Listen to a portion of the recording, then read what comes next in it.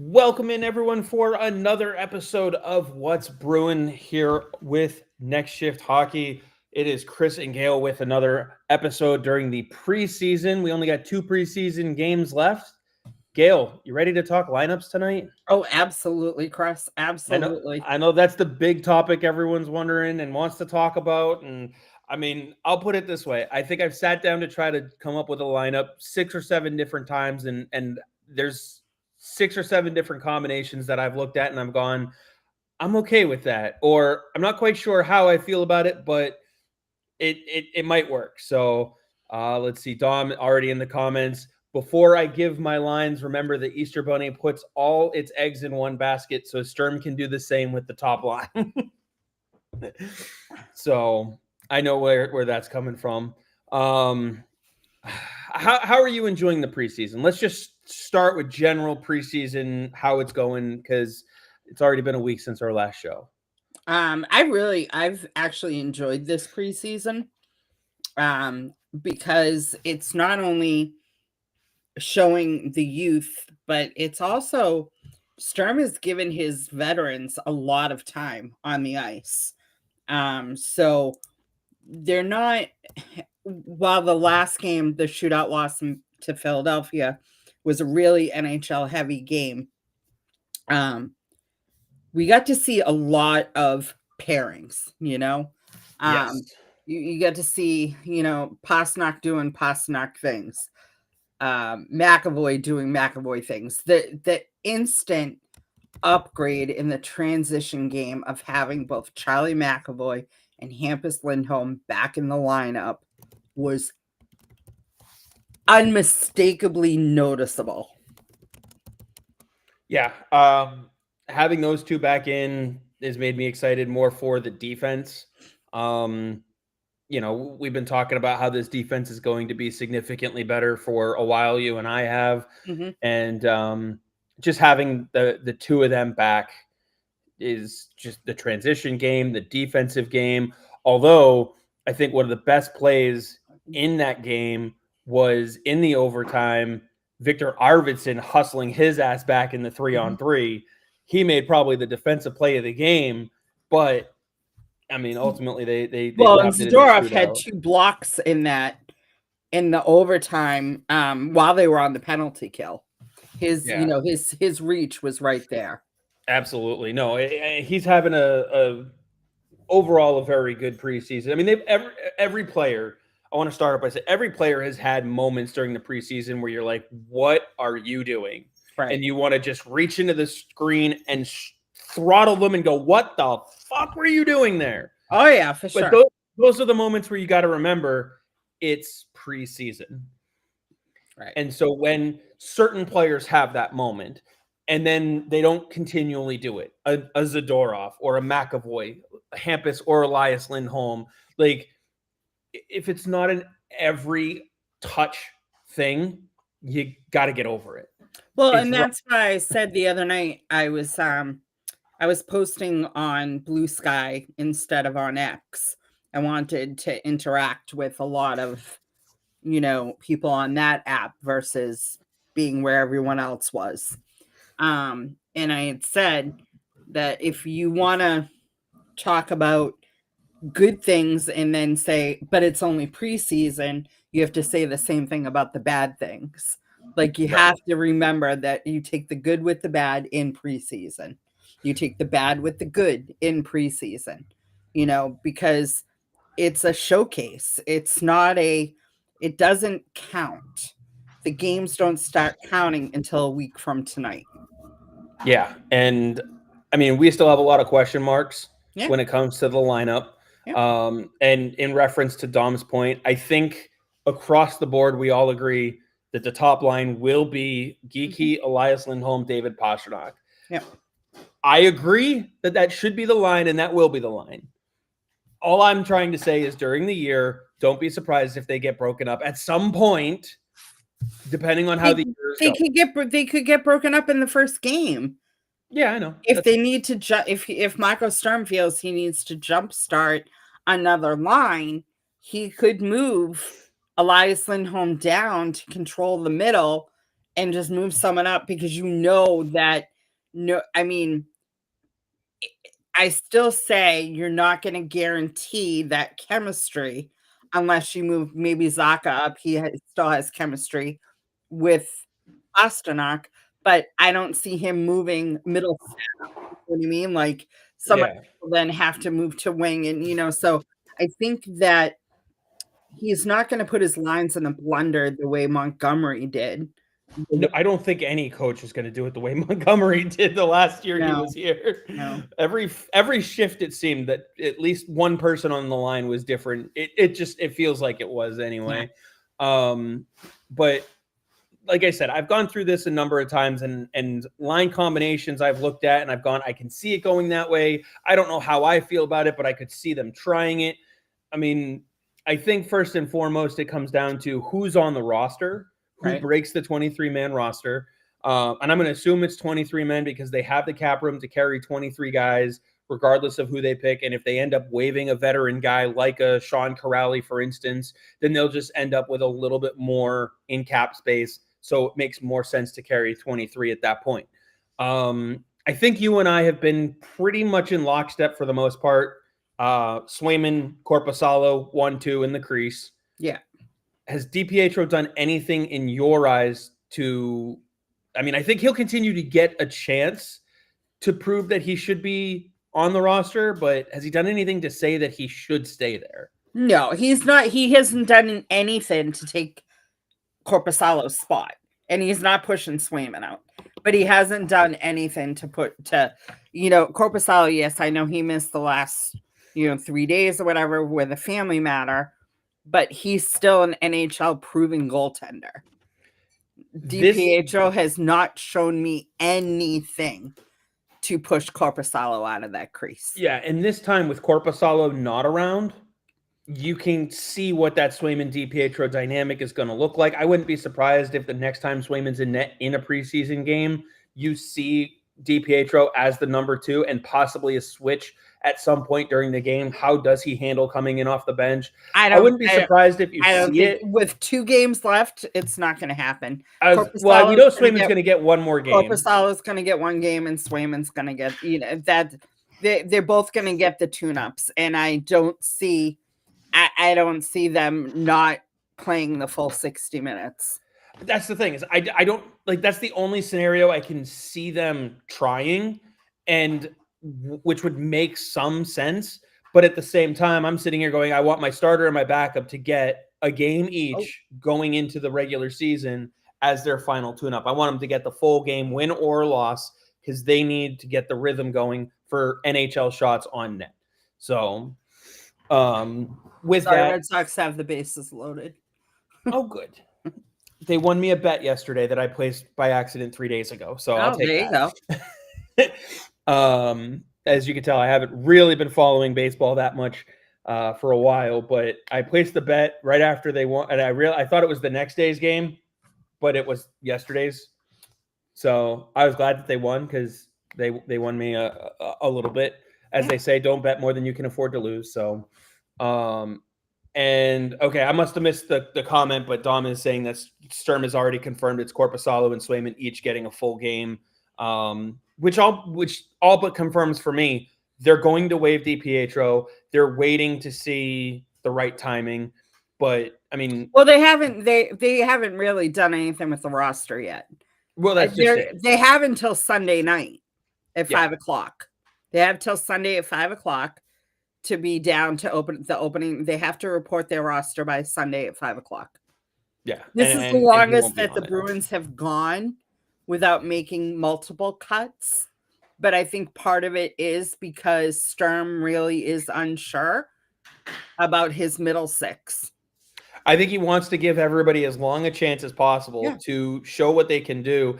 And at that point, if you're not going to cut a Fabian Lysell, for instance, right now, why make DiPietro your only cut? Correct. It doesn't. I mean, that's why I was surprised that Sweezy ended up on waivers today, because like they didn't announce any roster, any roster transactions today. So it would have made sense for the roster transactions all at once with Sweezy to be put, unless, I mean, again, the team didn't make the announcement. It was just on the waiver wire. So is there another reason? Are they not expecting him to go to Providence? Like, I don't know. Are they worried by announcing it that it brings attention to it? And, I mean, teams are going to be scouring the waiver wire anyway. I mean, if we've noticed someone from a team interested in Sweezy, will have noticed. Oh, yeah. I mean, obviously the teams are going to know, but I mean, they obviously Dom says, I believe they have to have players on waivers by 2 p.m. Sunday and be cap compliant Monday at 5 p.m. I thought it was Sunday at 5 p.m. I could be wrong. Either way, though, I mean, we're Wednesday. We're still 3-4 days away from them having to figure it all out and be there. My guess is they would have to be, anybody who's being waived would have to be waived by 2 p.m. Sunday, and then cap compliancy is required by that Monday at 5.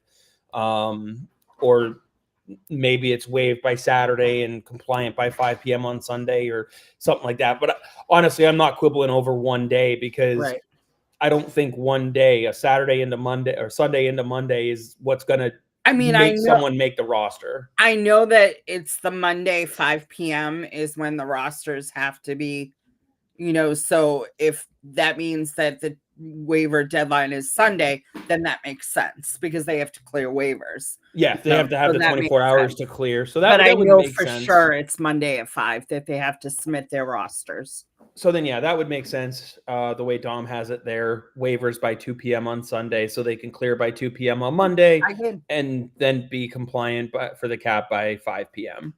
So let's see. Dom says Sweezy doesn't have to go to Providence now. They have 30 days. So, yeah, just because he's been waived, it doesn't mean he has to ship down to Providence. No, but I was just saying, like, why was he the only player put on like they haven't made any other roster moves other than the original 10 that they did last week? Why, you know what I mean? Why today did they not, like, why is he the only one? Yeah, he could stay and he could stay and work out in camp for the rest of the time until the regular season, whatever. But why was he the only, like, why hasn't Sturm and Sweeney made any other roster cuts? Yeah. I mean, I would be worried. I mean, when I say I'm worried about someone grabbing him, I'm only worried because the Bruins' right shot defensive depth is so minimal. And Sweezy did look good. Soderstrom has gotten significantly better over the course of camp. So I can understand them wanting to continue to get a look at him. But right now, I think, at least in my opinion, Jordan Harris has kind of won that seventh defensive spot. Yeah, I don't have Soderstrom on my lineup. I think we will see him more because they want to see what he can do. But I'm not shocked if they end up sending him down to Providence. And I don't think he would get claimed unless he has an astronomical showing and they just risk it. I mean, really. Maybe they were waiving him now to give him a shot to sign elsewhere. I don't think so. Most teams right now are so focused in on what their business is with what they have. We haven't seen a single player who's been put on waivers get claimed. Right. So that should tell you that teams are focused on their own business right now. You might scour the waiver wire after your camp is over if you don't like a selection or if you feel like you missed on someone. I mean, we even saw today, Edmonton, they went back and traded for Connor Ingram. They could have gotten him for free. Instead, they gave up ever famous future considerations. Granted, there was some salary retention in that deal, so that is going to help Edmonton in the long run. But, I mean, what team was everyone saying, oh, DiPietro is going to get claimed by them? Oh, they're going to claim DiPietro. Edmonton just solved their depth problem at goaltending, and he's already through waivers, which means they don't have to pass him through waivers again until he's on their roster for 30 days or 10 games. Dom, correct me if I'm wrong on that one. And so they have the guy who's already through waivers. And honestly, Ingram is a better NHL option than DiPietro. So are there teams that would probably contemplate taking DiPietro? Sure, but he's not surefire selected by any team off of waivers because he is better than their number 2 right now. Mm-hmm.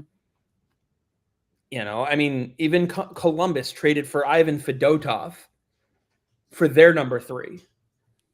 Like, teams are already accounting for 3 goaltenders.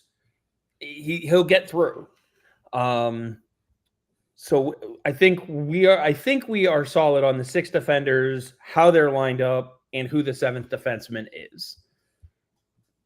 Because I think you and I have been pretty lockstep on that group for a while. Lohrei with McAvoy, Lindholm and Peak, Zadorov, Jokiharju, and the 7th D is Harris. Anything in there that you feel a little different on at this point? Wait, who did you say? Give me your pairings again. Lohrei with McAvoy, Lindholm with Peak, Zadorov and Jokiharju. Yeah, that's exactly who I have, with Harris as my 7th. Yep. And trust me, you know me. I wanted Soderstrom to get in the mix. So I was looking forward to it too. I thought he was gonna, maybe he just needs a little bit more time to learn the system and be on North American ice. Yep. I mean, there's a couple of different things that are going on there, but I'm okay with Harris, rotating in or being on the 9th floor. And then when Soderstrom's ready, bring him in if you need to give, someone a night off, or if someone gets injured, but also Michael Callahan has not had a horrible camp either. No, but who's really impressed me this camp has been Freddie Bruin. Yes, he had. You know what? And I'm not concerned with Sturm not using his youth. Right. Here's the honestly, I think Frederic Bruin has earned the 7th defenseman position. However, I don't want him sitting on the 9th floor. He will benefit better from being a top pairing defenseman in Providence. That's therefore why, give it to Jordan Harris. That's why, and that goes back to the same argument I've had for the past 2 or 3 years about Fabian Lysell and Georgi Mikulov.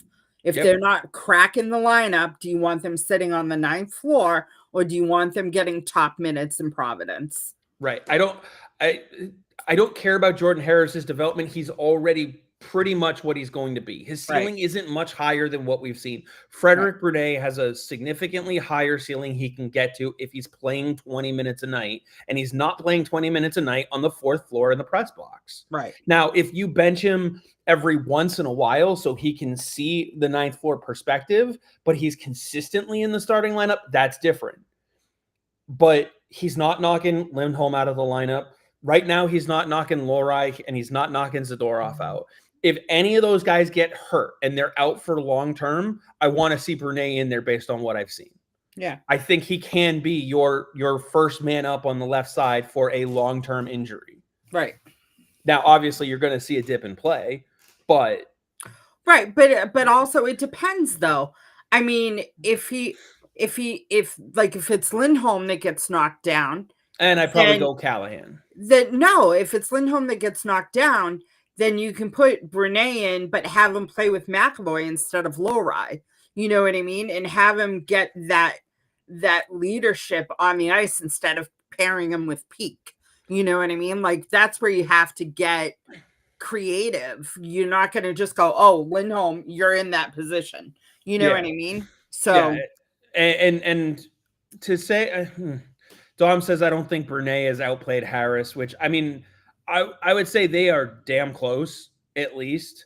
But again, I'm still going to give the edge to Harris for the NHL position. I want to see Bruin get one more year in Providence of development based on what we've seen, the jump that he's already made. You good?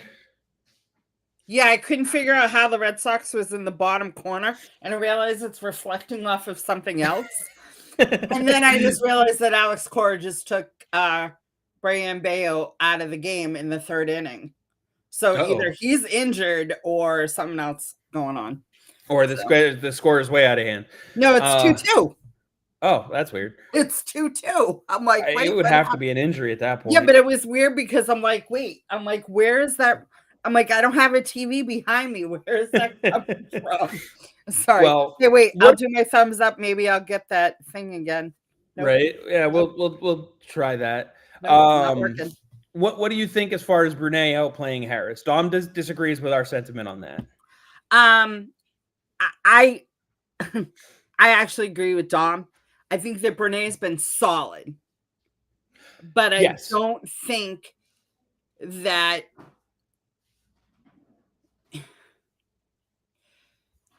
he's like, I didn't even consider him to make my roster. Like, I wasn't sitting there going, all right, Brunet Harris. Like, I wasn't doing that. You know what I mean? Right. Like, I was more Harris Callahan. Right. And we both have been from the beginning. In those top three spots, I had Harris, Callahan, and Soderstrom, but Brunet has certainly skyrocketed past at least Soderstrom, and I would say probably Callahan, at least in the role he can play. Right. Callahan is a much better shutdown guy. But not to be on the roster for opening night. Exactly. Like, for me, for opening night, it's either Harris or Callahan as my 7th D.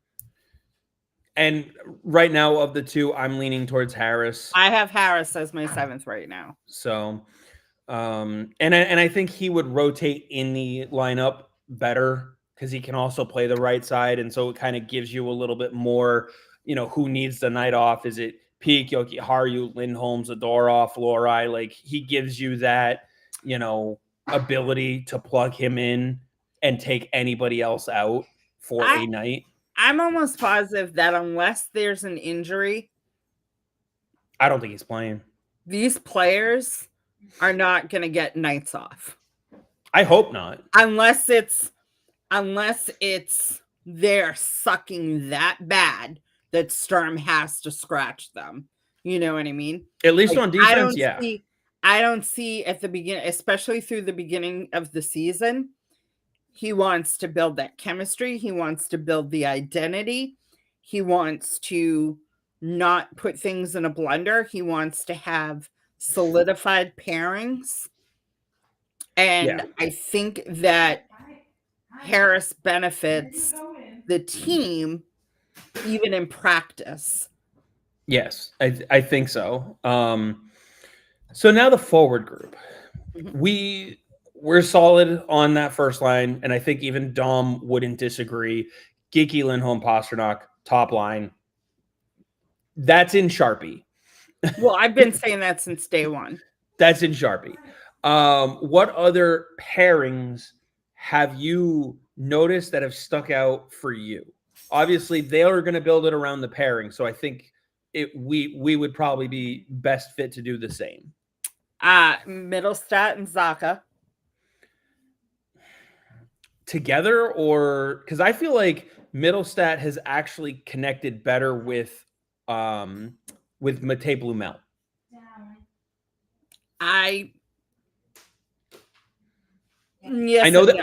know they've wanted to see Zacha and Blumel, and they haven't looked bad. I just think Blumel has been at his best. I have Middlestat and Zacha with Arvidsson on that line. Okay, and then for my third line, I have Blumel, Minton, and Patra. Okay.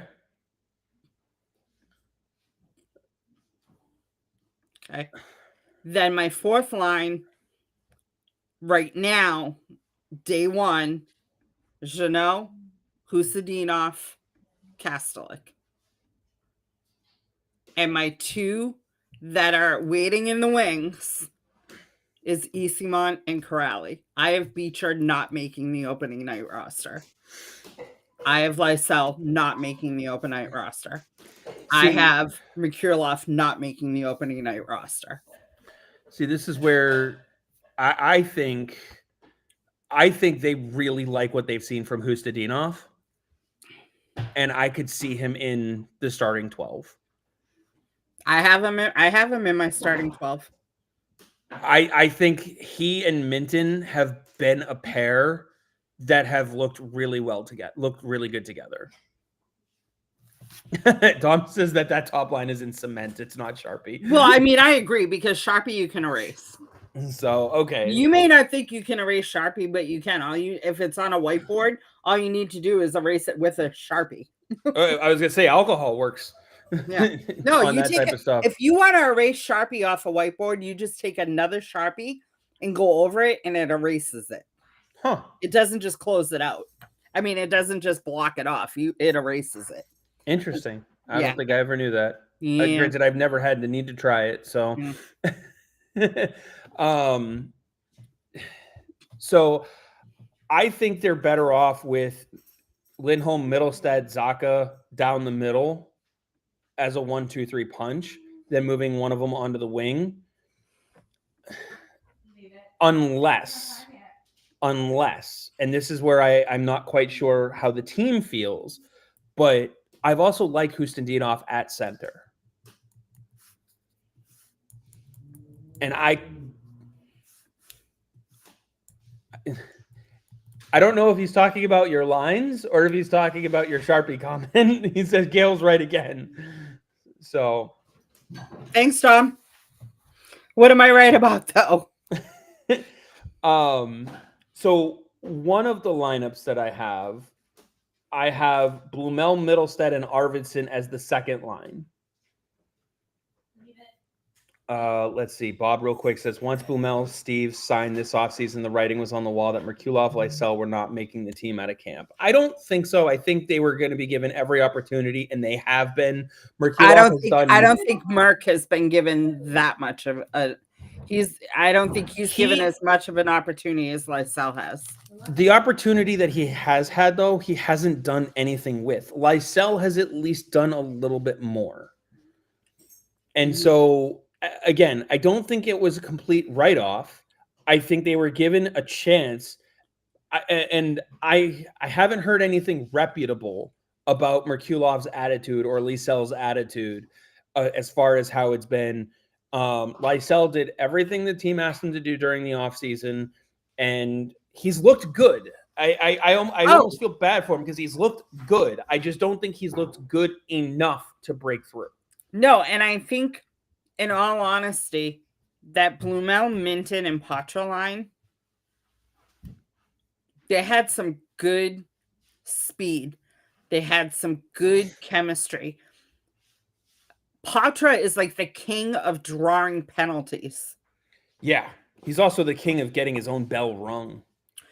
And you know what, though? He's put on the weight again. He's put on more weight. He came into camp bigger.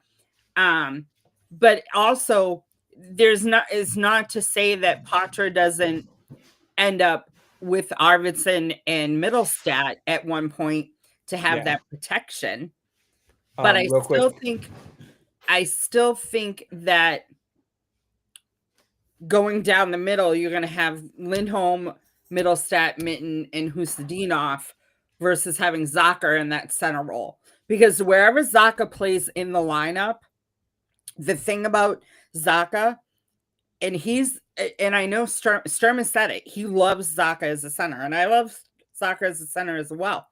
But he plays more freely as a wing. Yes. He actually drives the play more as a wing than he does as a center. Which is weird, but I'll take it. Right. I'll take it. Right. And I really think that Lindholm is going to solidify that 1C spot. Yeah. Oh no, absolutely. Yeah, Bob, you just corrected yourself on it. Lysell has had 2 games in the preseason so far. Merkulov has only had 1. Again, they haven't looked fantastic compared to other players. And Dom clarified that you were right about the Sharpie. So, let me just finish this first one real quick because I told you I had Lindholm, Middlestead, Zacha down the middle, with my 4C actually being Fraser Minton. Okay. All right. So the second line, as I said, was Blumel, Middlestead, and Arvidsson. Third line, Esimont, Zacha, and Patra. Okay. Fourth line, let me go back to this one here. Fourth line was Hustendinov, Minton, and Kostelic. With Tanner Jeannot and Alex Steves being the 2 extra skaters. I don't have Sean Corrali making either of my lineups. The only reason why I have Corrali is because of the leadership, knowing the Bruins culture, and having a little bit of chemistry with some of the former players. Yeah, I he could easily make it over Steve's. Mhm. Like that's one that I went back and forth on. I just think his cap hit makes him a little easier to get through to Providence, and having that kind of player in Providence. But they already have Patrick Brown. I know that's why I'm like I'm not set on one over the other. Yeah. And quite frankly, Steve's could go down as well and probably benefit from it more. Corrali could be off the ninth floor a little bit more frequently. So like that position was like the last one where I'm like, I'm not quite sure which way to go. And I could be convinced either way. I think I've seen a little more out of Steve's to make the roster than I have out of Corrali. See, I went back and forth between my starting 12 with Isamont and Kastelik. We'll have that conversation. Dom says Twitter went nuts with Poitras got trucked last game. Even Connor Ryan laughed so hard. Poitras threw a reverse hit and knocked the guy down. This trucking is quote unquote, it's overrated. He's still taking brutal hits. He is, but he's also drawing the penalties. He's not letting it knock him off his game. That's the key. Last year it was. It wasn't even last year. It was when he came back. Well, at the beginning of the season, not like once he made it down to Providence, he did everything that the Bruins told him to do when he was in Providence. Absolutely. You know what I mean? But he definitely did not do it down the stretch last year in Providence. Right. And Bob also throws in there not paying Jeannot $3+ million a year for 5 years to be the 13th forward. Thoughts on that? I mean, I don't think that anyone's guaranteed a spot just because of their salary cap and contract. You know what I mean? Like they're not gonna, because they've done it. They buried what's his name? What the hell's his name? What year? Oh, it was a few years ago. I mean, they've buried Bolesky. Like defenseman. Oh, Riley? Yes, Mike Riley. You know what I mean? Like if they buried Bolesky, they buried Baskis. They buried right. If it doesn't work, then they're not gonna be like, oh well, we're not gonna sit him on the 9th floor just because that's not how the Bruins operate. If he's not gonna help them win games during the game, right? But he is going to help the team prepare during practice. Mm-hmm. They will pay him $3 million a year to be a 13th or 14th forward, right, because they see the value in that. Right. And they can afford to pay that price for that player. We're not talking about Columbus here. I think part of the problem with Jeannot is they expected him to be in the middle 6, and he's going to be in the bottom 6. In my opinion, he's going to be in the bottom 6. He's not going to be in the middle 6. He's not a second or a third. He's going to be maybe third line, but mostly fourth line. I don't see him unless your lineup and they have Zacha down the, they have Lindholm, Middlestat, and Zacha as your centers, then Jeannot may end up on a wing on the third line.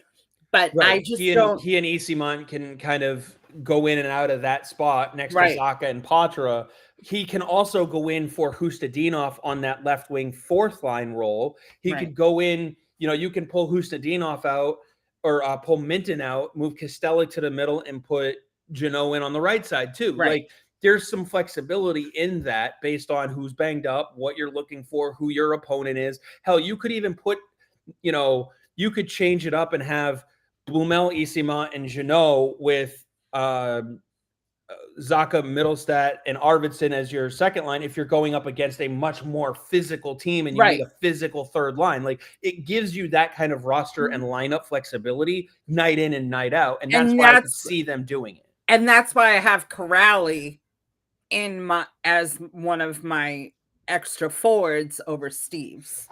Dom adds in, they are regular hockey hits everyone takes. People are just focusing on Poitras, and now it's become a thing unless getting a knee-on-knee hit is trucked.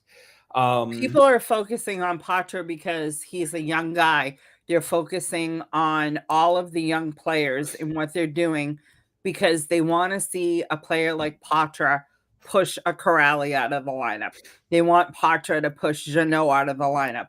All the things that we've been talking about for the past couple of seasons about the younger players not taking spots from some of the veterans, you know what I mean? Like, I don't see Lysell making the lineup over Blumel.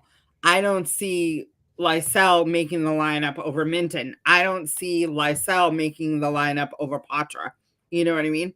Like, so who is Lysell going to push out of this lineup? Right.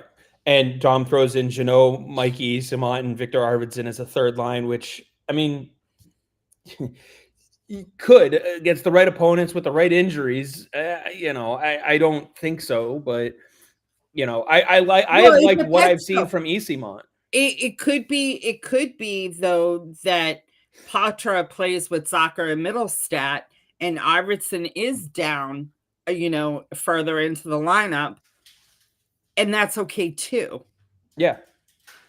I don't really care where they play as long as they're doing their jobs. Right. Now, this is another one that I had come up with that I'd also I kind of had mixed feelings about this one as well.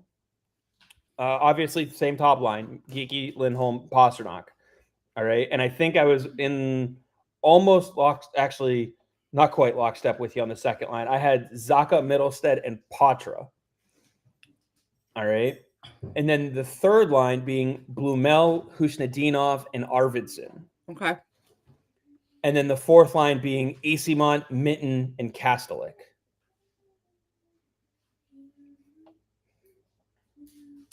I'm not sure that Fraser Minton doesn't drive more offense than Husnadinov. Problem is I like Minton and Husnadinov together. Right. Well, my other problem is that I think if you put Minton on your fourth line, he's not getting any minutes. He's not getting nearly enough. I agree. And that's why I looked at that one and I was like, I don't love putting – at that point, I'm sitting here going, would I rather see Fraser Minton in Providence and see Sean Corrali on that fourth line?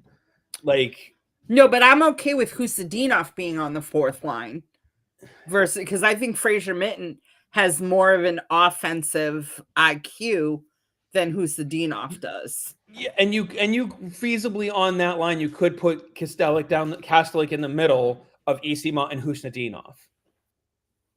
They've had Husnadinov on the right side this preseason, and he's looked comfortable over there. Right, but he could also play center as well. Oh yeah, absolutely.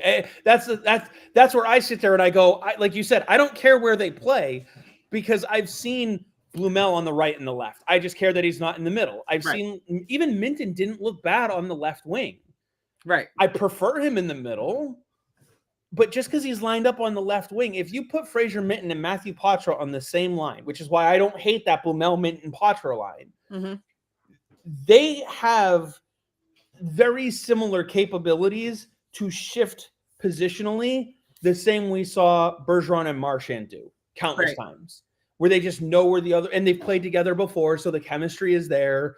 Again, I'm not trying to say they're going to be Bergeron and Marchand because that doesn't happen that often, but they can play off of each other in a similar way. And then if you have a shooter like Blumel on the other side, then it's kind of a line light. But that's why I like that line of Blumel, Minton, and Patra.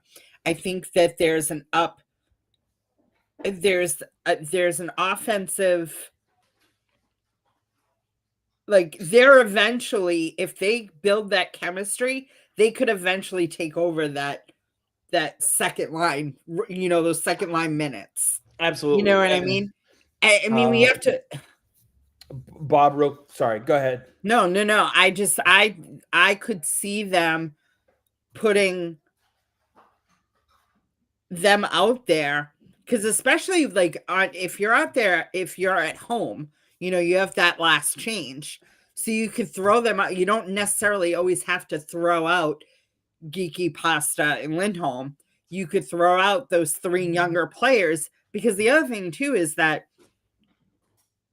the other teams haven't had the chance to really form how to stop them because they haven't seen them, where they may be able to, like it happened with the power play so many times last year, that they knew where Pastrnak was going to be. They knew they know Pastrnak's shot. They know, you know what I mean? They know where he's going to be on the ice. They're automatically. But when you have Blumel, Mitten, and Potter on the ice, it's kind of like, all right, well, who do we cover?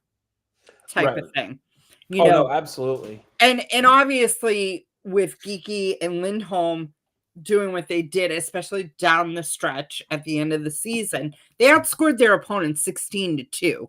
You know, Geeky, Pastrnak, and Lindholm. They outscored their opponents 16-2 after the March 7th deadline.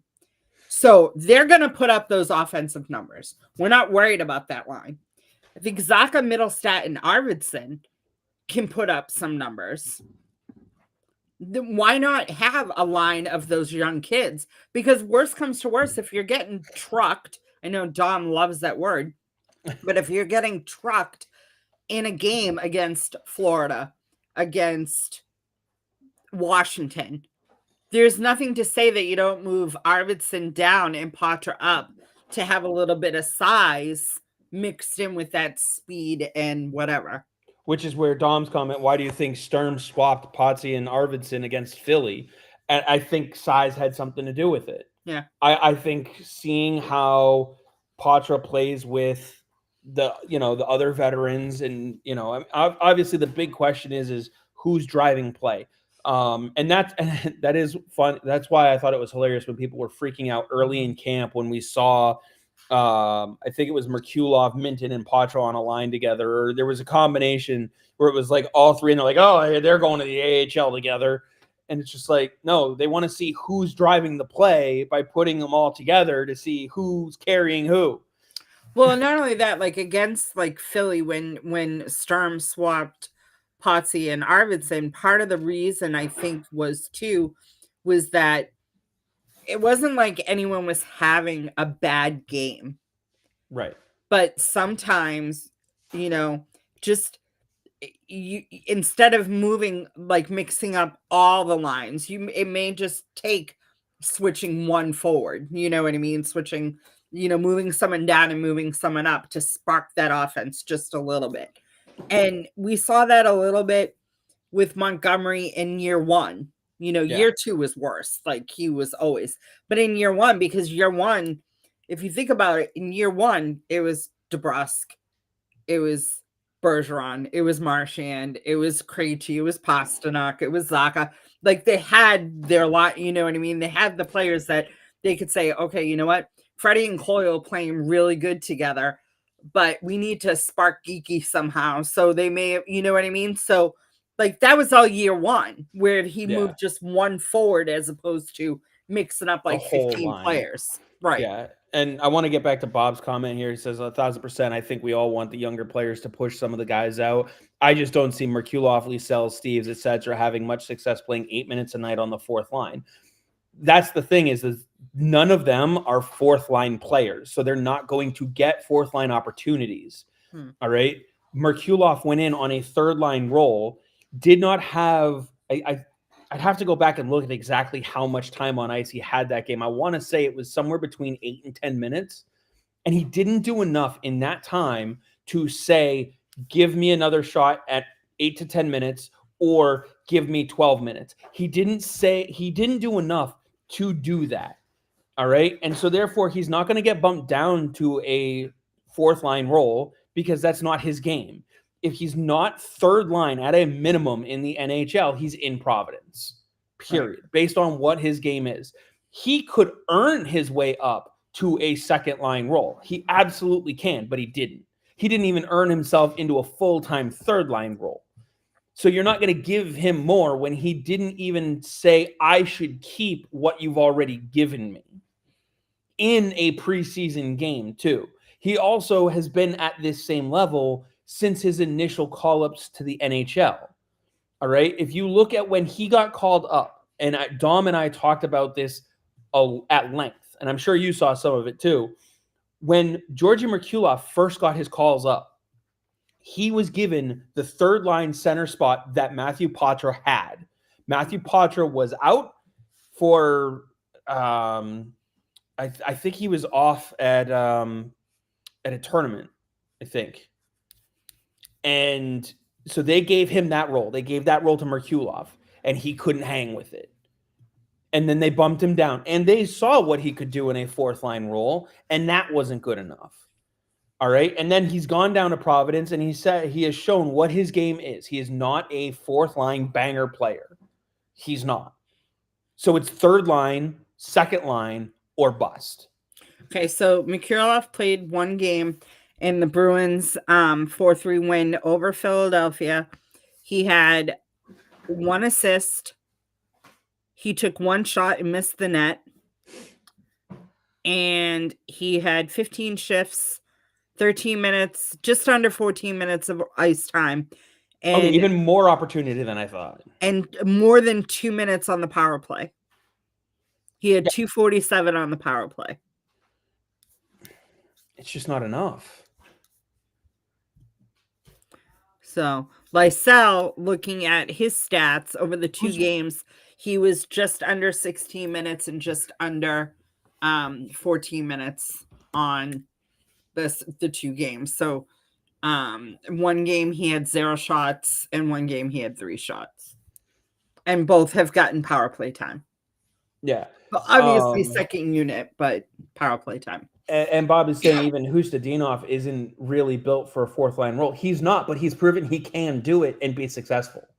Yeah, so but that's the thing, like when you have a guy like him playing on the fourth line, and then you have him playing with an Eyssimont or a Jeannot or a Kastelik, you know what I mean? Then you've got your bangers with the opportunity to score. You know what I mean? Well, that's just it. It depends on the direction of your fourth line. If you go Eyssimont, Corrali, and Kastelik, your fourth line is not being put out there with any thought to scoring. It's shut them down.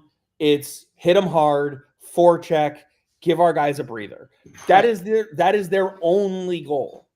If you put out a lineup, a fourth line that has Husnudinov on it, you have shifted that directive to play fast, play with pace, throw some hits, and be okay in the offensive zone. Mm-hmm. You have added that offensive element. And a lot of teams are doing that with their fourth line.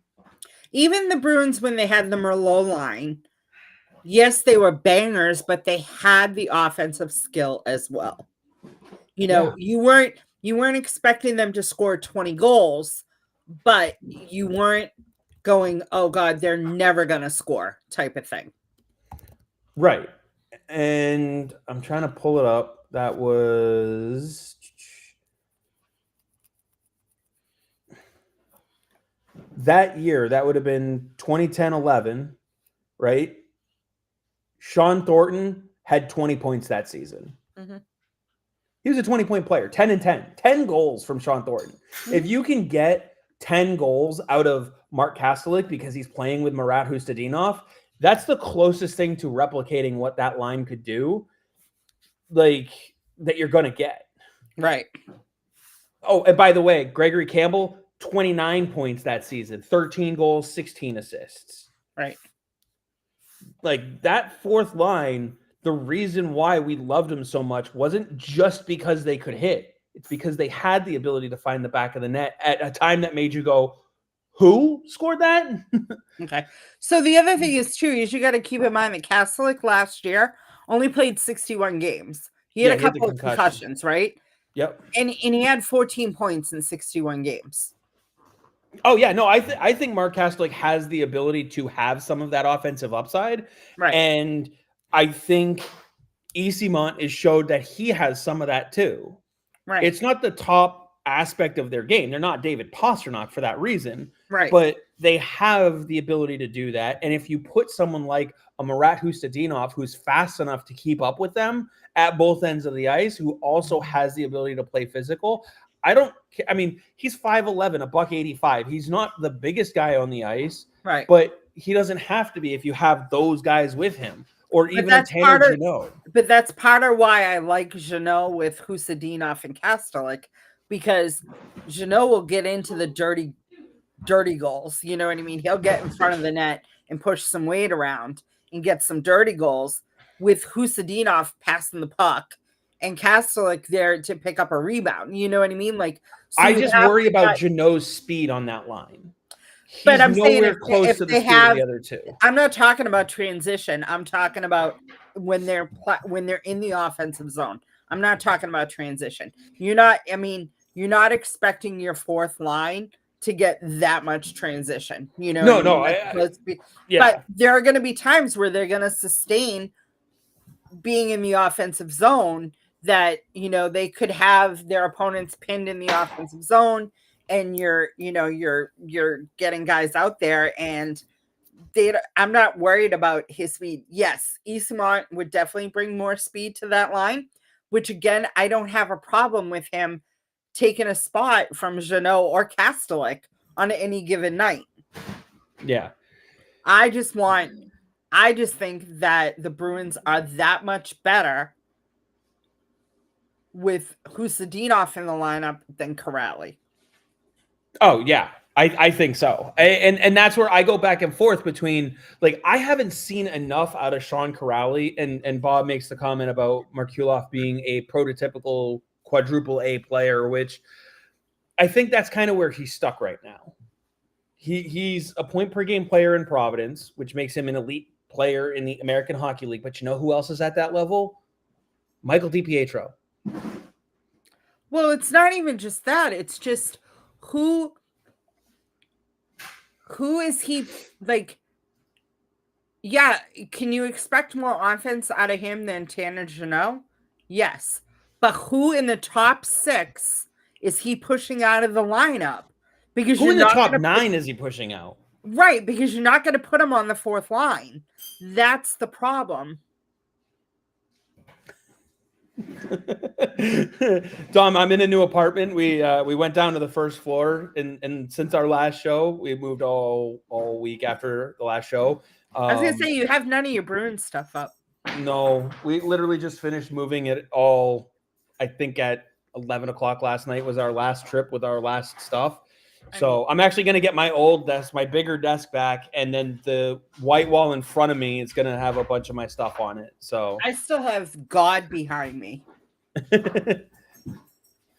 Well, you know, it's funny because as we were watching, as the intro video was going, I'm watching it going, they're not on the team anymore. They're not on the team anymore. Going, crap, add that to the do list. Update the intro video. And who's behind me right there? Oh, was that Craich? That is Craich. So, yeah, you've got a lot more stuff on the walls that are a lot more appealing. But and this isn't even my she cave. Well, what's funny is Dom wants me to paint the ceiling. It's a 14-foot high ceiling. I'm not painting it. Our third floor apartment had an 18-foot ceiling. You look like you're in an industrial zone, though. The building that we're in used to be an old mill building. Oh, okay. They converted it to apartments and still has they need to let you paint, though, because the white is very staunchy. Well, like I said, when I flip it, there's an entire bare wall behind me. That's where my pictures and my Bruin stuff and a bunch of other things are going to go. So I have them. I have all my credentials behind me, too. I have them. They're just packed away still. Today was day one of the unpacking part. So, but yes, Dom, thanks for getting us off topic a little bit. I don't even know where to go back to at this point. I mean, I will say this. It sounds like for the most part, our 23-man roster is pretty much the same. I think it's hilarious that we have not mentioned John Beecher at all, other than to say he's not on my roster. Yeah, so I love John Beecher. I really do. I think he's a great kid. I think he's a decent hockey player. He can definitely outskate me and, whatever. And if it weren't for the fact that I love Husadinov and I love Fraser Minton and I love Blumel and I love Patra, and you know what I mean? Like, I just don't see a space for him in the lineup. So first of all, I loved his goal the other night, just to show what it means that he's not giving up on plays. We're Dom right there. We're talking about John Beecher. I just thought the timing was perfect. And we'll come back to Bob's comment about Merkulov in a minute. The thing with John Beecher is, to me, there's not enough upside to having him in the lineup over, say, Murat Husnudinov. Right. They both have speed. They both have a great forechecking game. They both can play down the middle. They both can play on the wing. I think Husnudinov can play on both wings, so that increases his value. And Husnudinov is more likely to find the back of the net. Right. And at this point, immediately when I saw that goal go in for Beecher, I went, did he just save his spot on the roster with that goal? Because all it proves is, if you don't give up on the play, if you work your ass off, you have a chance. But I just don't know who I just don't see who he's pushing out of the lineup. That's the thing, is I've looked at both of the lineups that I put together and I went, where's he going? Like, right. I don't see him bumping even Alex Steves out of the lineup. No, because I'm like, I want Isamont in the lineup before him. I want Patra in the lineup before him. I want Blumel in the lineup before him. So, and I want Mark Kastelik in the lineup before him. I just. And Bob's comment, Beecher doesn't have the offensive upside the other guys have. Right. And he doesn't even have, like we talked about it last week, and Dom chimed in a lot last week about this. But the thing about Beecher too is that you tried to make the point that he's this great face-off guy, and he's not that good at face-offs. Then I looked into the numbers and I went, no, right. he's really not. So but Dom's comment here though. What scares me about Beecher is this, and I'm being serious. Today's Storm said they are short of penalty killers.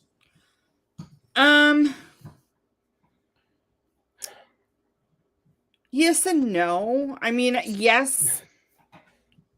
So my first PK unit is Elias Lindholm, Fraser Mitten.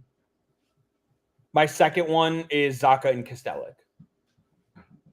I think those four forwards can kill penalties in their own shifts. And then defensively, you're probably looking at Zadorov and Peak, Lindholm and McAvoy. But I also think that you could have Arvidsson out there on the PK as well. Oh, absolutely. Because he played really well in the 3-on-3 in overtime, which is basically being shorthanded. You know what I mean? And I think you could handle Isimon out there. I don't think Morgan Geeky's a slouch on the PK. Like, obviously they're not my top guys. I mean, the only one that's definitely not going out there on the PK is David Pastrnak.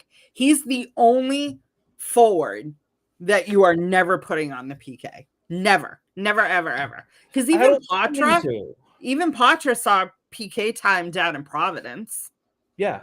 He can do it. Again, he's not the first guy I'm throwing over the boards, but depending on who's in the box, I'm okay with him doing it. Right. And the other thing is, too, is that if you give him, like, if there's 45 seconds left, you can throw David Pastrnak out if it's Zacha that's in the box or if it's Geeky that's in the box, because then that chemistry is there to get maybe that odd man rush coming out of the box.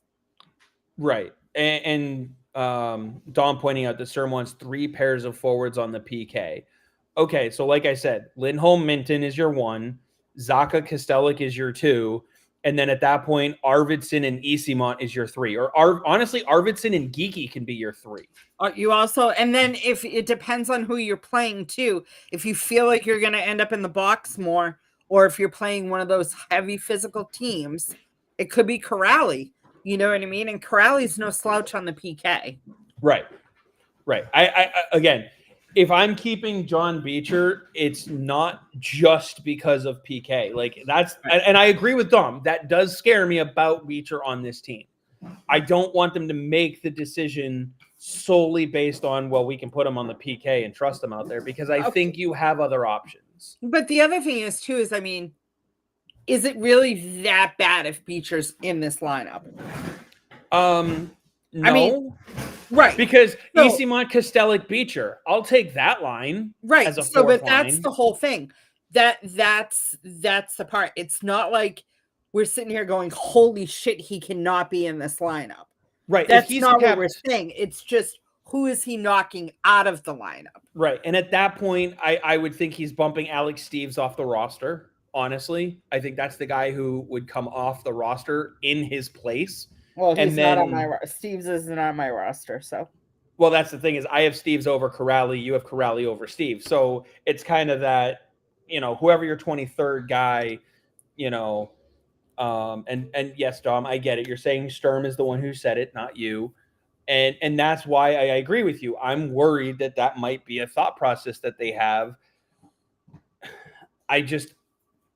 In my opinion, I don't think that's the reason why he should be on the roster over some of these other players. If he is, I'm not gonna, wallow in pity over here and be like, how dare they go that route? Like, I really think at this point, and I think from our conversation, 7 defensemen, 2 goaltenders, lock those in. That's 9 out of 23.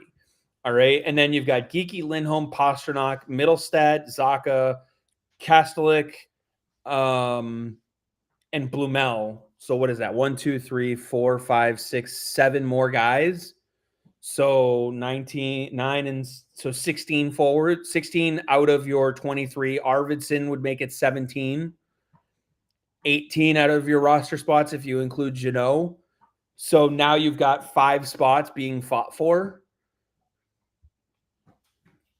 Like, if one of those is given to Beecher, I'm not crying over it. They haven't, and they really, in camp, they haven't had Beecher with Group A. You know what I mean? Only today he was with Group A. And that was after he scored the goal in this last game. Right. And after he's had a couple strong showings. I also don't think Sturm is afraid to send a message. And by doing that, like you said, Beecher was down with the Group B. He was with every guy that you looked at and went, I can see them all in Providence. Right. And he looked around and he went, oh shit. Mm-hmm. And he started to pick his game up. And if that's what you have to do with him, then fucking do it. Mm-hmm. Because maybe Beecher needs that fire under his ass. Maybe he's just getting back to the fact that he's fully healthy again after the surgery he had. That's also, I'm sure, playing a part of it because, again, he wasn't healthy last year. Zacha wasn't fully healthy last year. Kastelik wasn't fully healthy last year. Lindholm wasn't fully healthy last year. So some of these guys are finally getting back into full-blown, 90 to 100% hockey again just now. Right. Someone who was hurt last year who is ready to go, though, has been Hampus Lindholm. And I know we talked about him a while, but he has not missed a beat, and I've loved it. God, he looks good. He looks determined, too. Yeah. The only thing that I would change 100% that Sturm has done is I would swap him and McAvoy on the power play. Yes. I saw that and I went, why? I would put Hampus Lindholm on the top power play unit and put McAvoy on the second power play unit. But that first power play unit, you've got Geeky, Lindholm, Zacha, Pasternak, and McAvoy. Mm-hmm. As much as that's driving me insane having McAvoy on there, I have no problems with McAvoy I can't get mad at it. I don't have a problem with McAvoy being there if Lindholm's not available. Yes, Char's been at all of them. We're going to get into that too. I have no problem with McAvoy being there if Lindholm's not available. Like if it's the end of Lindholm's shift and they're going on the power play and they're going to throw out the top unit, then I have no problems with McAvoy being out there. But I would love to see them get into a rotation of Hampus Lindholm being out there with Pasternak, Geeky, Zacha, and Elias. And didn't we see the second power play unit have Blumel, Poitras, Arvidsson, Middlestad on it with Lindholm? Hold on, I have them. Or was that one of the ones that I was thinking? Because I like that unit as well. I just feel like if you're gonna have, which as I'm looking at it, you almost have mirror images of the power play at that point. Because you got Geeky, who's a righty, Lindholm, and Zacha. So your forwards are right, left. with a right shot D and a right shot on the back end in Pastrnak. And then you've got left shot Blumel, right shot Patra, right shot Arvidsson, left shot Middlestad, left shot Lindholm. Yeah, so it was Hampus, Lindholm, Arvidsson, Middlestad, Patra, and Blumel. And then on the top one, it was McAvoy, Pasta, Zacha, Geeky, and Elias. Which I'm wondering, now that I'm looking at how that's set up, I'm wondering if that has to do with why they went McAvoy. Because if you've got lefty on the back with Middlestad, Lindholm, righty, Pastrnak, McAvoy, and then you've got, I'm just wondering based on how their system is under Steve Spott, if that has something to do with it. So they had McAvoy quarterbacking. McAvoy was quarterbacking with Elias in the bumper, Pasta and Geeky on the flanks, and Zacha down low. Yeah. That was the top unit. So you could take McAvoy out and have Hampus in there. It doesn't matter. I think that in that circumstance, because you have 3 right shots and 1 left shot down low. Because Zacha's a left shot, isn't he? Zacha is a left shot, yeah. Right. But Pastrnak, Geeky, and Lindholm are all right shots.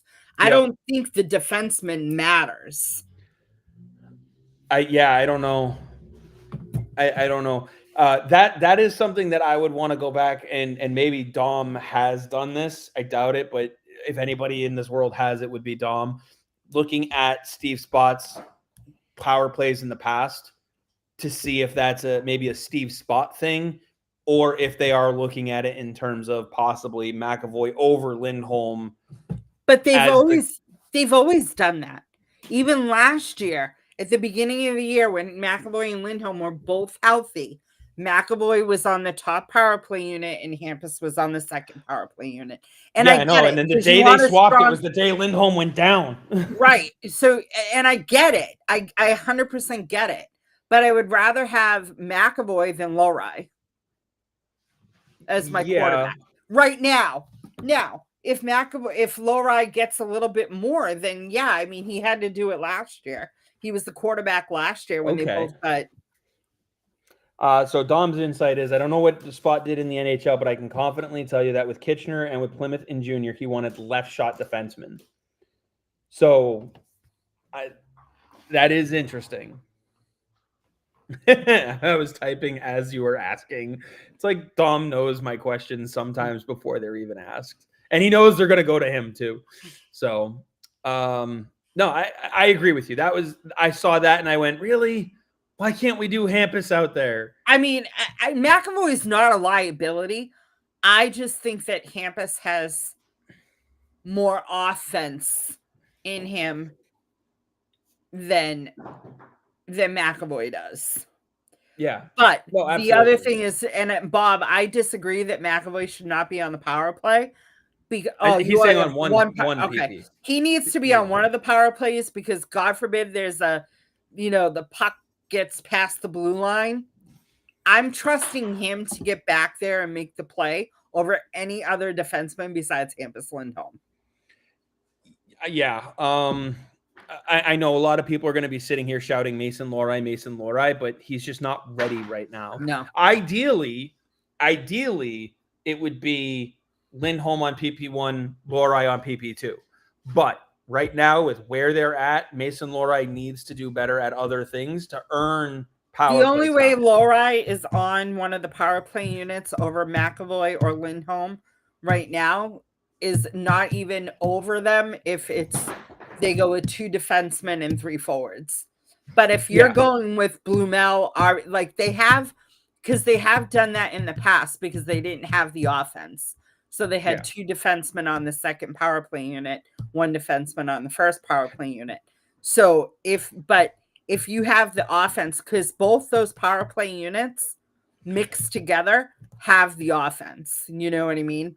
Yes. It also, like you said, it also depends on the circumstances going into the power play, because as much as you even want David Pastrnak out there on the ice for the power play, if he's been out there for a 2-minute shift, right, you got to pull him for a little bit and give him some rest. So Dom says the problem with McAvoy on the power play is predictability. Skate down the right side, circle the net, and force a pass to the slot. Lindholm at least has creativity. Exactly. But it's not even just McAvoy. It's the whole power play. They lacked creativity the past 2 seasons. It was the same thing. Get over the blue line, wait for Pastrnak for the one-timer at the dot, or pass down low to the bumper. It was the same thing every single time. And yes, they have had, and I'm reading the chats as they're going, they've had Lohrei and Lindholm together. They did it last year before Lindholm got hurt. They did it the year before Lindholm. Like, they've had it where they've had 2 defensemen on the second power play unit, never on the top power play unit. On the second power play unit they have. Yeah. And I have no problems with that. But, like, the creativity that you have to have, like, that's the whole thing. I wonder. Lindholm has more creativity than McAvoy, but McAvoy is more stable than Lohrei. I wonder where they're looking at it from the they all even said, even Marco Sturm came in and said everyone has a fresh start, a clean slate. Mm-hmm. So as much as we are sitting here going, McAvoy doesn't have the creativity, I think Marco Sturm is probably aware of what that last couple years have looked like on the power play. They are giving McAvoy a chance to do something different. They are giving him that clean slate and saying, look, you have a chance to improve the power play. If you don't, we won't be afraid to make this switch. Well, and the other thing, and that's why we're seeing what we're seeing to start. You also have Spot doing the power play versus Chris Kelly. Yes, I think. Let me rephrase it. Between Marco Sturm and Spot, they are looking at that power play unit going, let's see if with McAvoy we can get different results. And if we don't, then we will change it. I don't think they're going to go that long without changing it if it's doing the same thing. The last 2 years, didn't matter who was running the power play. Could have been McAvoy, could have been Lindholm, could have been Lohrei, could have been. It was the same thing. There was no creativity in the plays themselves. It didn't matter what unit. It was always try to get the one-timer. It wasn't. Which tells me that that's probably a Chris Kelly problem. I'm not even sure that it was just Chris Kelly. It was also, how many times were you screaming because David Pastrnak did not move from that friggin' circle? So many. Oh yeah, no, 100%. I'm with you 100% on where the power play has been. It's just, if this coaching staff is truly going to hit the reset button and give everyone a clean slate, they're going to look at the top power play and say, clean slate. We know what you've done before. We are giving you a chance to do something different. If that does not change, then we are going to take over and change things the way we see fit. Here's how we're going to adjust the power play with you, same players on it. Show us some creativity. If it's not there, then we're going to change things. Then we're going to blow it up. Right. That's why I'm wondering if that's what we're seeing to start with. Mm-hmm. If that makes sense. And Bob says long-term Lohrei is your power play one. I mean, yeah, that's half the reason why he's on the team is because of his offensive upside. So ideally, at some point, you want Lohrei to take over and quarterback your first power play unit. But right now, can we not have him win the gold jacket first? Like, can we have him be a little bit better defensively before he's the only defenseman on the ice? That would be my concern, having my only defenseman on the ice be Mason Lohrei. That's why I'm okay with him being on the ice with Hampus Lindholm, because Lindholm can also understand the offensive creativity and get back. Hampus Lindholm is probably one of the most underrated defensemen in the league right now. Yeah. I would go so far as he is the most underrated. The problem is he's also constantly been injured. And so that's why people don't truly see what. Let's not forget, the guy finished, fifth in Norris consideration a couple years ago? 5th place. Mm-hmm. So he is no slouch on that blue line. So let's see. I didn't even realize that we were already getting to almost 8 o'clock here. Mm-hmm. Any other thoughts on the lineup, the power play, the PK? Anybody in there that we've forgotten or haven't really discussed too much about in the depth chart? No. I'm just looking at some of the guys that are probably likely going up. I mean, I've liked what I've seen out of, a lot of players. Watch Mellis has looked good.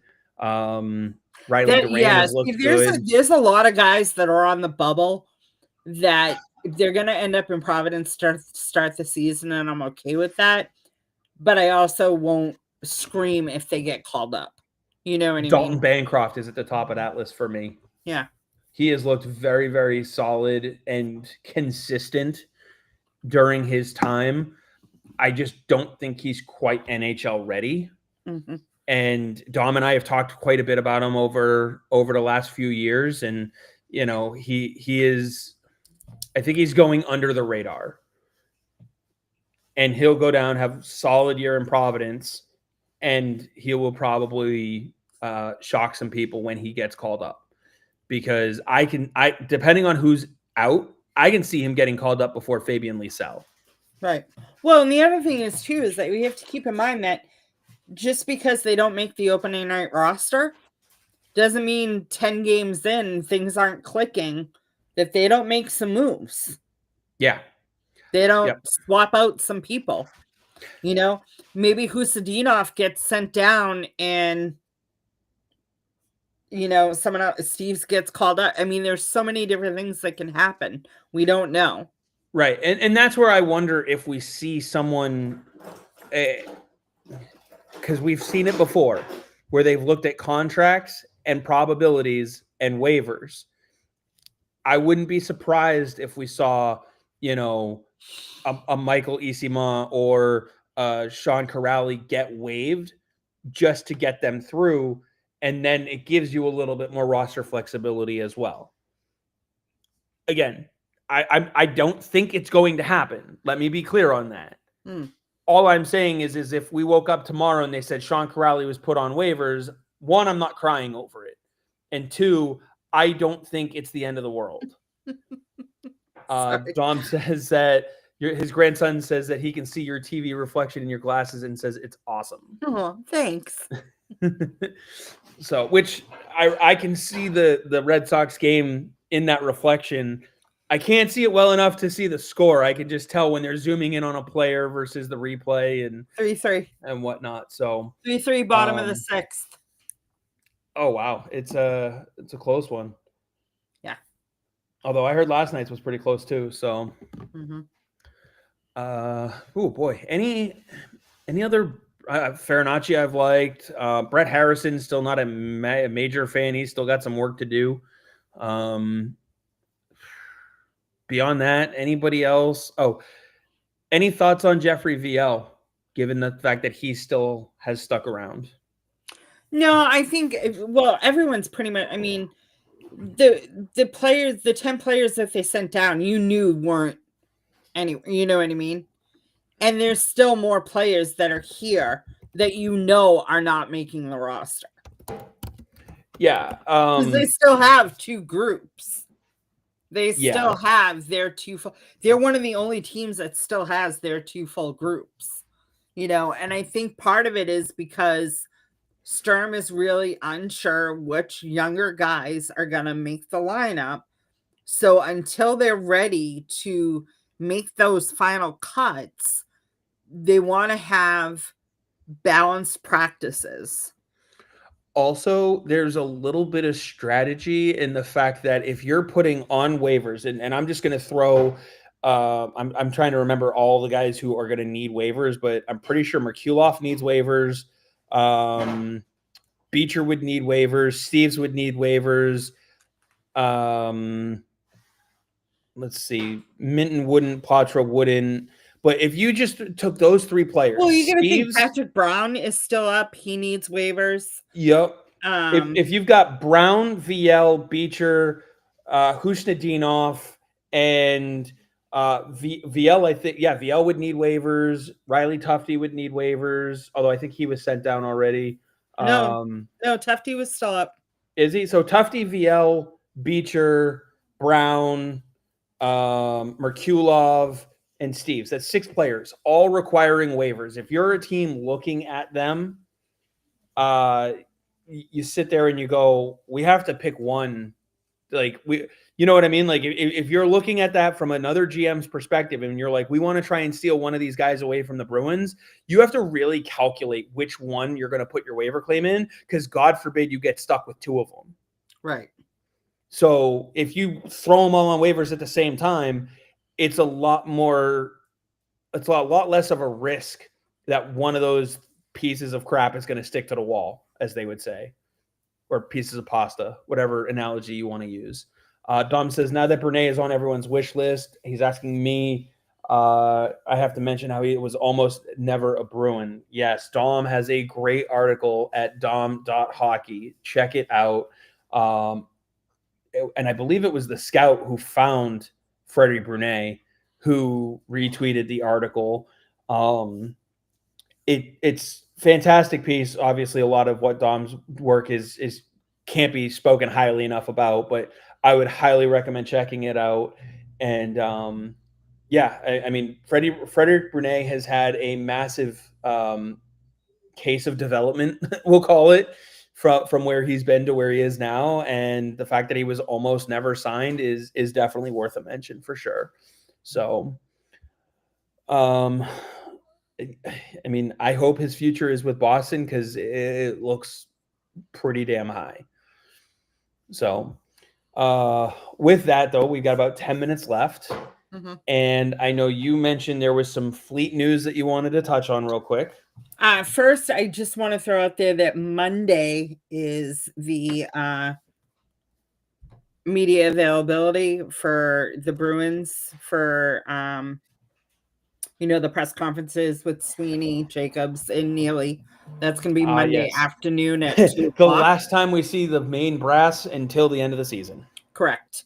So that's on Monday at 2 o'clock. We got that email, I think it was yesterday or the day before. So the Fleet released their schedule today. They kick off their season November 23rd, which is early this year. And they kick off at home at the Songus Center in Lowell against Montreal. They have 4 games at Aganis this year. Isn't that supposed to be their main rink? No, Songus is still their main rink. They have They have 8 home games at Songus and 4 home games at Aganis.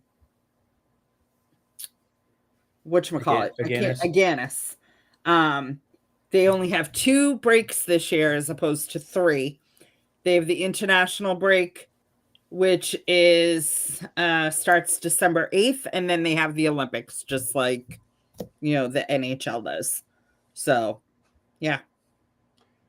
Awesome. Well, I'm looking forward to even more hockey. 30-game slate this year. There have been some USHL, OHL starting. So Kenny and I should be back tomorrow. The move kind of took over. So Kenny was also not feeling well last week. So we took an extra week off between shows. So that last week was the one that was unexpected, but it worked because, if I didn't have that night off, then our move would not have been completed on time. So we needed every bit of that. Gayle, do you see the Fleet being regulars at TD Garden? No. I think there's too much going on there already. Yeah, between the concerts, unless the Celtics build their own facility, there's too much going on at the Garden. They can't get the schedule to work with the Bruins. It's the Jacobs who own the facility, right? Well, Delaware North. Delaware North owns the Garden. So the Celtics pay rent. Yep. And that's what I meant as far as ownership. The new primary owners of the Celtics are talking about, what if we had our own facility, which there aren't too many teams out there, NBA and NHL, that don't share an arena. I don't see it making sense. Also, I could see why the Celtics, because a lot of the times too, it's not the hockey team that owns the arena. You know what I mean? So it's usually the NBA team. Right. So that's or it's the same ownership group. Right. So it's a little bit different. But yeah, so I just don't know where the Celtics would build an arena. And I don't want to get down that path. There's way too much, because I know the Revolution have been trying to look into the city for an arena, and there's just not a lot of space to put these new buildings. Yeah, there's just the scheduling. Just if they can barely schedule the Bruins and the Celtics at the Garden with all the other crap that they have going on. Yeah. So I would love to see the Fleet at the Garden. Being at Agganis is huge because at least they're in the city. Yeah, it's certainly impressive to see the growth that the PWHL has had since it started. And I think there was a lot of worry when the leagues collapsed and the PWHL first started coming to fruition. Yeah, this is a different league, though. This is a different league. I think the way they're doing it is proving successful. And the way that they're rolling it out, I mean, we're 3 seasons in and we're already seeing expansion. So if you keep that up, every 3 years you expand by 2 teams, you're going to see massive growth. And, the more hockey that's out there, the better it's going to be. And let's face it, the women's Olympics for years have been a massive draw. So it's going to continue to be that way, especially when you start seeing some of the same names carry over. And, we're seeing that with how the WNBA is going and whatnot. So I think it's going to be very interesting to see how that continues to grow. But as far as watching them regularly at TD Garden, I think you'll see a couple games here and there occur at the Garden, because I still don't see it happening because they haven't been able to make it happen yet. Where they've been able to play at the Excel Energy Center in Minnesota, they've been able to play at the Kraken's. You know what I mean? But they haven't been able to make the schedule work at the Garden. Yeah, because even you got to think of the commitments that the Garden has. Yeah. I mean, they're 3-4 years out just for concerts, probably. Right. Well, not to mention the alumni barely got the arena for the Shoresy game. Yeah. They couldn't even get the Garden for the Warrior for Life game last year that featured the 2011 Stanley Cup. They couldn't get the building because it was booked. So that's the problem. Yeah. I see it down the road happening at some point, because they will see it as a massive money-making opportunity. Delaware North will. But that's ultimately what's going to drive the bus. It's not the NBA yet. And until the NBA either leaves and opens up, 41 nights a year, it's just probably not feasible to happen. No, because even the Connecticut Sun want to move out of Connecticut and move. And so that's the other thing too, is if the Connecticut Sun partner with the Celtics and they build their facility, and because the WNBA plays in the summer versus the Celtics in the winter, you know what I mean? So that's something that could possibly be a reason. So I don't know. Yeah, we'll have to see. Any final thoughts as the clock hits 8:00 Eastern? So one thing, so last week I tweeted out about NHL Face Off, right? The behind the scenes film that they did last year that they're debuting again this year. Yep. And episode 6 is supposed to feature Brad Marchand and Matthew Tkachuk as the Rat Kings. Okay. So I tweeted it out. I tweeted it saying, hey, Bruins fans will probably want to pay attention to this episode. I got hit up by the NHL PR department today that saw my post, and I'm going to have the opportunity to get an advanced screening of that episode. That is awesome. Yep.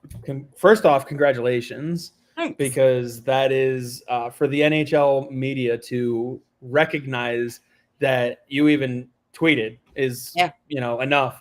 But the fact that they are now offering you this advanced screening is is just awesome at recognizing clearly. In order for them to offer it to you, they dug into the work that you've done, and you know, the incredible work that you've done, not just at your rink report, but also, you know, in the past for other various outlets. So congratulations on that. Thanks. And on my side of things, I'm actually partnering with Ringside at Scouting and Advising to work with them for, we'll call it younger player development, if you will, in scouting and player advising. And that'll have a significant impact to how Kenny and I are running the Next Shift pod.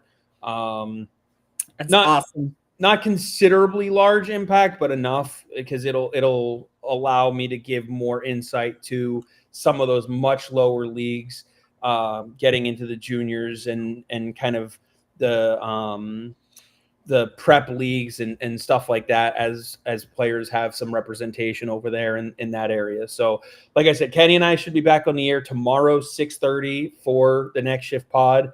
And with that, for tonight, my last thought is go enjoy the last 2 preseason games and go Bees. Go Bees.